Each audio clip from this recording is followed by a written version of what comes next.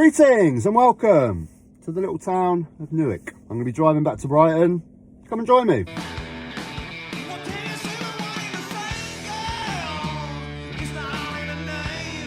Now we're in the little town of Newick, just north of Lewes, and we're going to be driving back to Brighton. Let's go, come and join me. Now, as always, with my driving me videos, oh, you are such a cunt.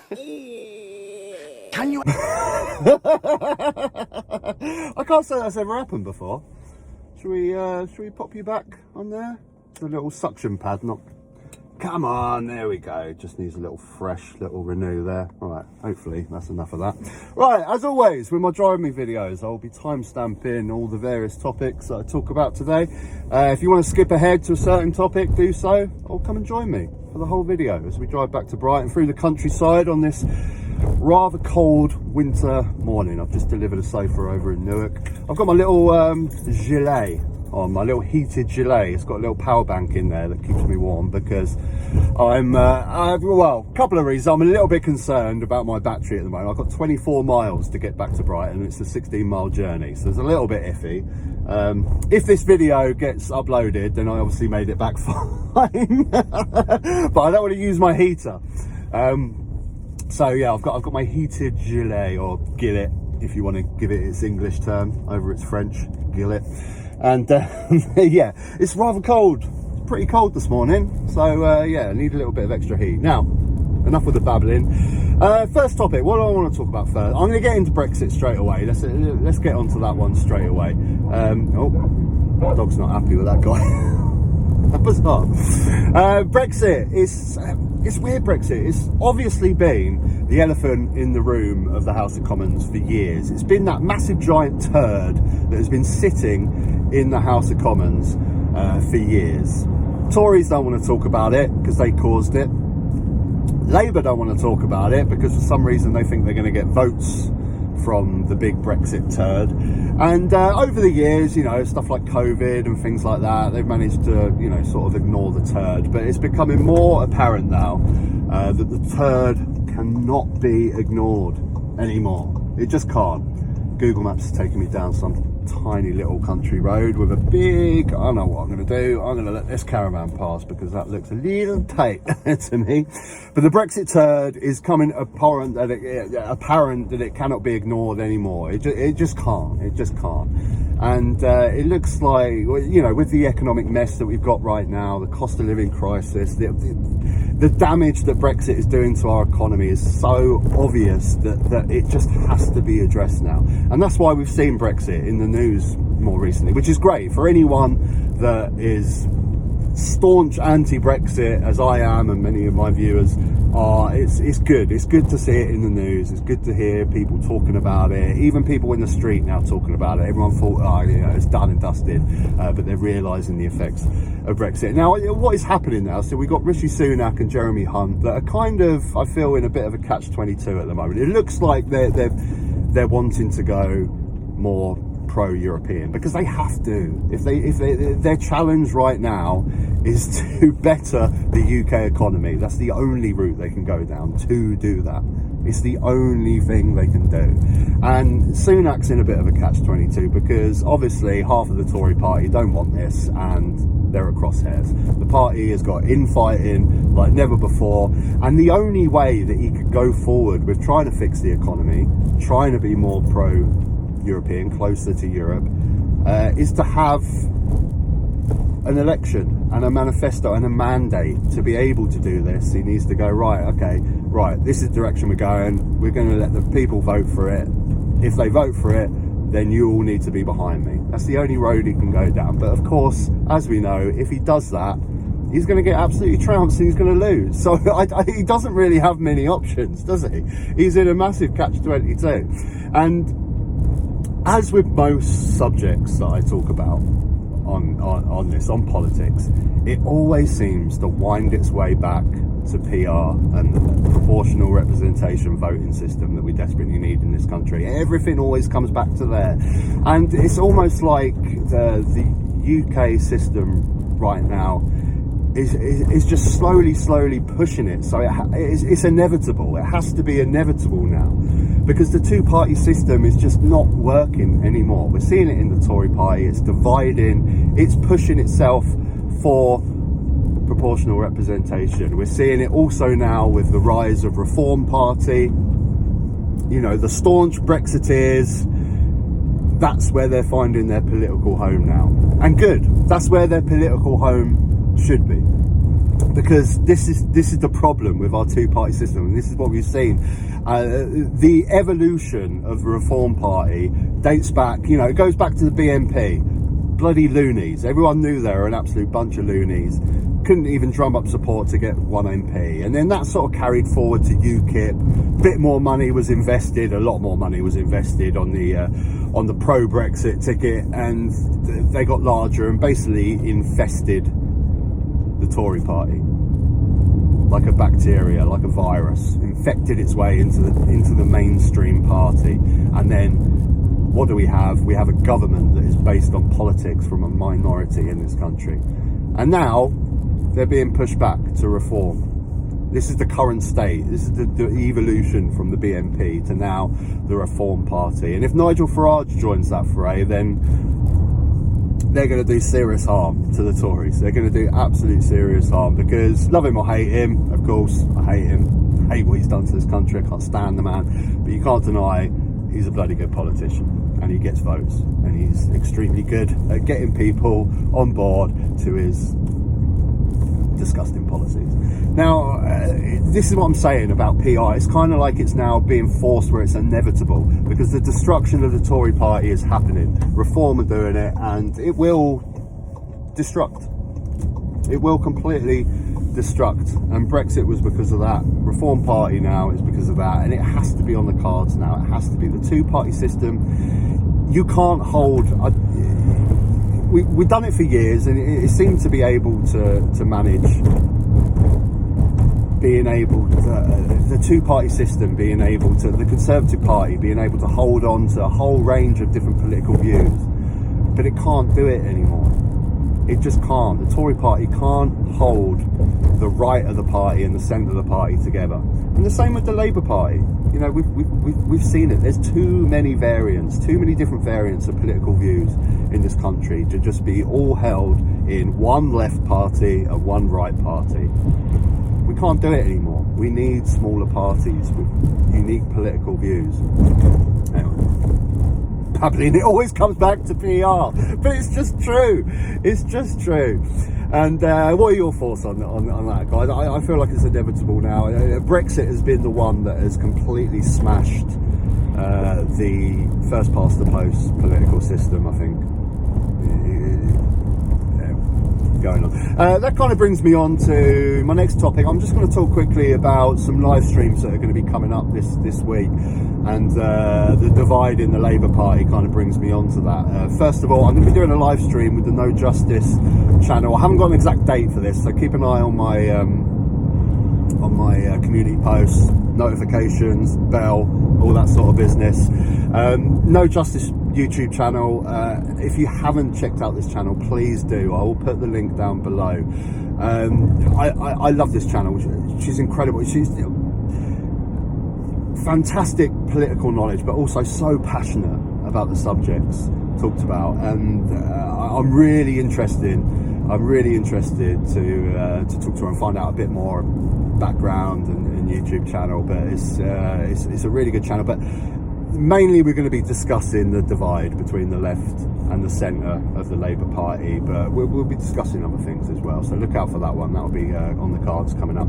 And tomorrow, well, I'm filming this on Sunday, hopefully I'll get it uploaded Sunday, but yeah, tomorrow, Monday, I'm back with Anna from ThatAnna. I'm going to be doing it on her channel. We're going to be doing a live stream 7:30 Monday. We're going to be mainly talking about immigration, which should be interesting, from a left-right political divide.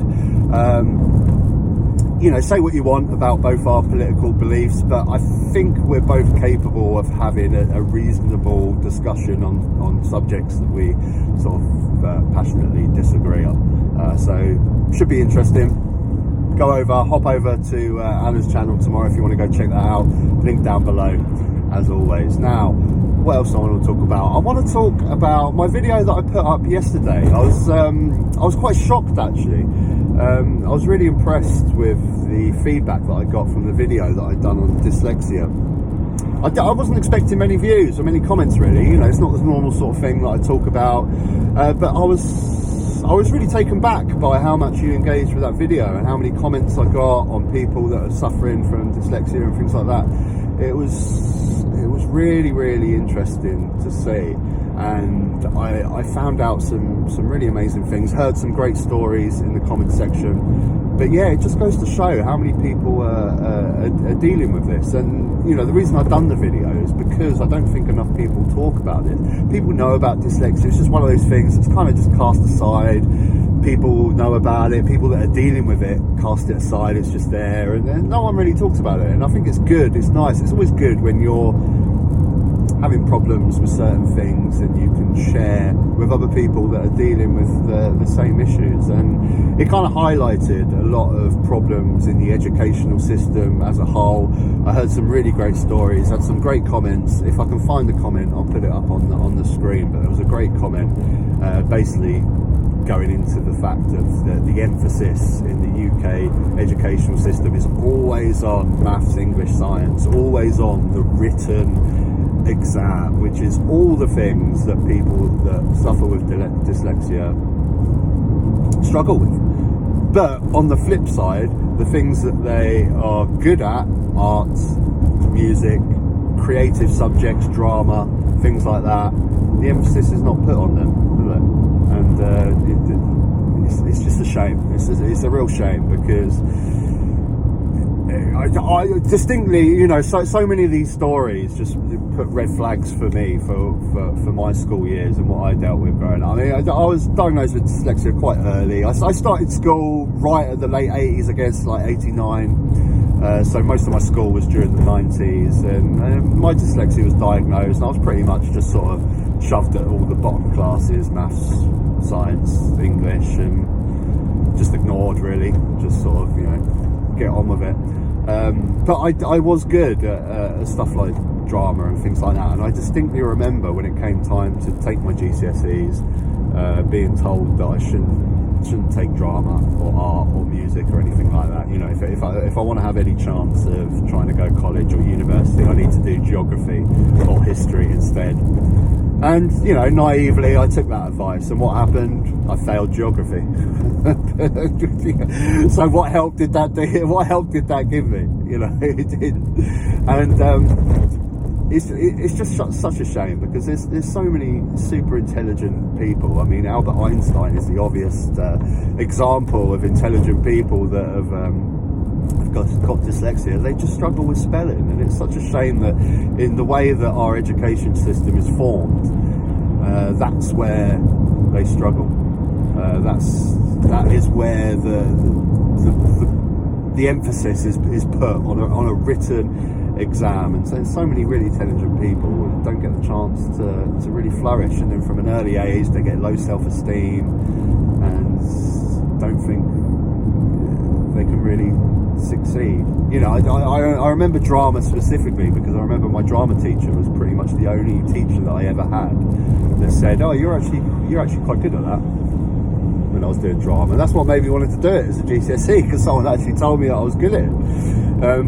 Well, there's my little bell for 19 miles of battery left with 18 miles to go. Oh no, not 18 miles, that's 18 minutes. 9 miles to go. Hopefully I should be fine. But yeah, really interesting to hear all your comments about dyslexia. It was a shock. Like I said, I wasn't expecting a big response. It was just something that I wanted to talk about, and thought it might interest a few people, and it interested a lot of people. So thanks for commenting on that. It was good. Go and watch it if you haven't watched it. So a couple of days ago, I done a poll, because I knew I was going to be doing one of these longer form videos soon. So I put a few subjects up there, all of which we've covered. But the other one, which got a few votes, was the Qatar World Cup. So let's talk about the World Cup now. Does anyone else feel dirty about watching this World Cup? I think the decision, it comes to the fray when you're a football fan. I mean, that's when it becomes complicated. If you're a big football fan like I am, I'm a massive football fan, and football for me is like my escape from, if I want to escape from politics and, you know, all those sort of things, I watch football. Because when I'm watching football, I'm just concentrating on football. Same with Formula One. They're my two sort of thing, my go-to things that I go to, and I zone in and I'm watching football and I'm watching Formula One, and I love it. I absolutely love it. And it's hard to take a stance to not watch it, and I feel dirty watching it. But I just think, I mean, you can't be. No one's perfect in life. You can't. I mean, where does it end? I mean, we all use iPhones. We know how they're made. We know how the parts are mined. But I'm just one person. I mean, what can I do about it? And so I'm watching the football, and I do feel dirty about watching it, because it's, when you look at it, it's disgusting. Specifically, the migrant workers that died building those stadiums, thousands. It's almost like we're living in Roman times, isn't it? I mean, Roman slaves building stadiums to entertain the Western rich. You know, I mean, that's exactly what we're witnessing right in front of us in 2022, which is, it's just like Roman times. It's disgusting. I mean, if my protest would be, don't go. I mean, I ain't got the money to go, and even if I wanted to go, I wouldn't go. That would be my protest. I'd like to see empty stadiums to protest this nonsense. But it's absolutely abhorrent and despicable that no one should die for a World Cup, even if it was just one death. No one. The London Olympics, when we were building the stadium for that, one person died. They crossed the road when they left work and got hit by a true story. No one should die. But what, in a way, frustrates me is that the coverage of the Qatar World Cup, ITV, BBC, every single England game, they tend to do a segment, political segment on the thing, and they seem to always be focusing on the LGBT side of it. Now, of course, I can't stand any country that makes love illegal, basically, where people that are homosexual cannot go out in public and be themselves. You know, I hate this. I hate the fact that this happens in countries. But I just find that the focus is really not on the migrant worker deaths, which is the overwhelming, obvious thing, which is absolutely abhorrent about this World Cup, is the migrant deaths. I don't think that's talked about. It seems to be all about the LGBT thing. And like I say, obviously, it's not good that countries make homosexuality illegal. It's not good. But I just feel like the emphasis is really taken off of the really abhorrent thing. And I don't know. I mean, I'm going to say some things some people may not like, but it's just how I feel. It's just the way that I feel. I think it's important to understand these laws as well. Now, I can't make this point clear enough. I can't stand any country that makes homosexuality illegal. I can't stand it. But I think it's important to understand the laws and a certain few things. And the law in Qatar is that you can't have sex outside of wedlock. Homosexual people can't get married. There go. It's illegal. And also, I think it's important to know that no one has ever been prosecuted. No one has ever gone to jail in Qatar for this law. And I do feel uncomfortable when Western countries go over to other cultures and other countries and just start waving the finger. What are you doing? You should be like us. And then to the more severe action of going over and bombing other countries, like the Middle East, like we tend to do. You need to be a democracy. You need to live like we do. It never works, does it? It never changes their opinion. It never makes them live the way we want to do. And that's mainly what I have against this. You're not going to change anything. These countries need to change these things themselves. I mean, Iran is a perfect example right now with the protests about the hijab. And we're seeing change. Change might be coming. The government are looking at loopholes and things around Sharia law to maybe take this law out of their government, so women don't have to wear the hijab. Changes are being made. You have to let the people do it themselves. And I just don't think that Westerners going over, waving the finger, ever works, and it's ever going to make any change. You want to put on a harmless armband, rainbow armband at football, I don't see anything wrong with that at all. But all the uproar seems to be about the LGBT side of it. And I'd like to see consistency as well, because what I find is, like, 69 countries have homosexuality as illegal. Now, I don't think the same thing would be happening if the World Cup was in Egypt, Jamaica, Malaysia, Singapore, all countries where homosexuality is illegal. No one seems to be protesting. When the Formula One race is at Singapore, no one was protesting LGBT rights. You know, it's because it's a Middle Eastern country, because they've got the absolute abhorrent human rights failures in that country that we're pushing other things. I don't know. How do you feel about this? Is it controversial what I'm saying? I don't know. I really don't know. I just feel like sort of 80% of the emphasis is on LGBT rights, which of course I'm all for. Jesus Christ. I live in Brighton.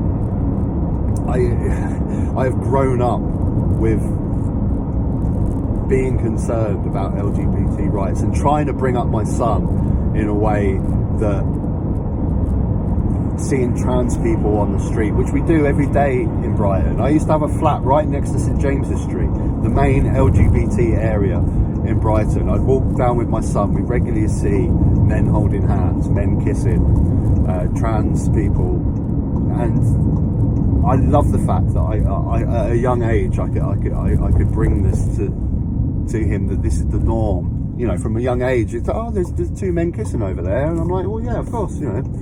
Men can love men, and women can love women, and men and women can love each other. It's just normal, you know. I can't get across my point even more, but I'd like to see consistency when it comes to LGBT right protesting. You know, if you're going to protest Qatar, and all for you, you know, do it at Malaysia, do it at Singapore, do it at Jamaica.